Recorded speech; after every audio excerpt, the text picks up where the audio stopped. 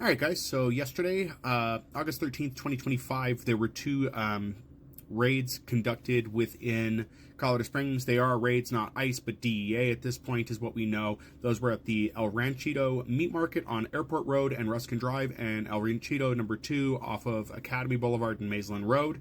No reason has been given for that.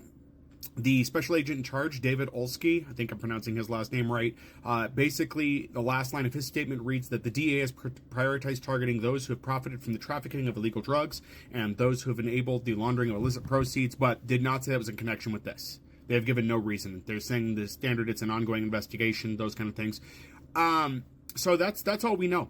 Nobody's making any statements. I am calling it a raid at this point because they did. They went in, confiscated materials and people. I do not know how many people were arrested. I've seen numbers from 5 to 1. In this article from KOAA, it shows 1 person in handcuffs, but I don't know the number of people arrested for it. You're free to read the article there under this headline at KOAA.com. So let's talk about the DEA for a moment and the track record they have within Colorado. So you guys may remember Jonathan Pullen. He is not a part of this as far as I know. Maybe they put David in place because Jonathan just has a bad rap at this point. But Jonathan, a while back in Adams County, conducted a raid under similar guise of illicit activities. And then it was found that none of the evidence was admissible and that there were no charges to be had. So those people had to be released.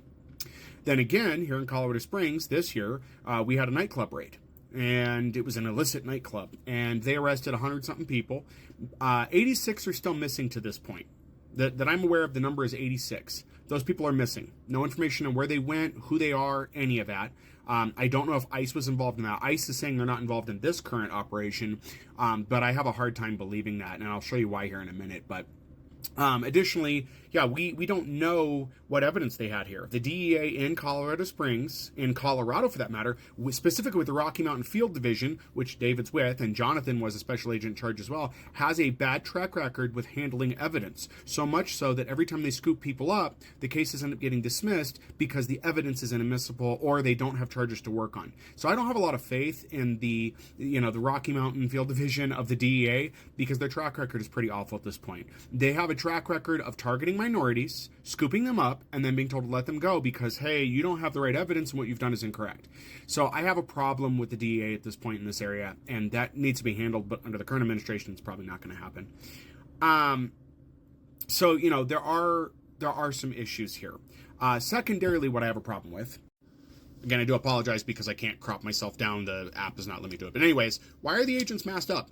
This is not something that, is allowed generally. Federal agents are not supposed to cover their faces, obstruct their faces like this. Why are we saying this again? This looks very ICE-ish to me. And we keep seeing where agents keep covering their faces. They're not supposed to. They're supposed to be identifying themselves. It is very important for things going forward. I think that needs to be considered in these court cases, that if the agents are going to be masking up and covering themselves like that, that they need to be, reprimanded, and we need to show that because they didn't identify themselves, that's an issue. They should be identifying themselves to the public.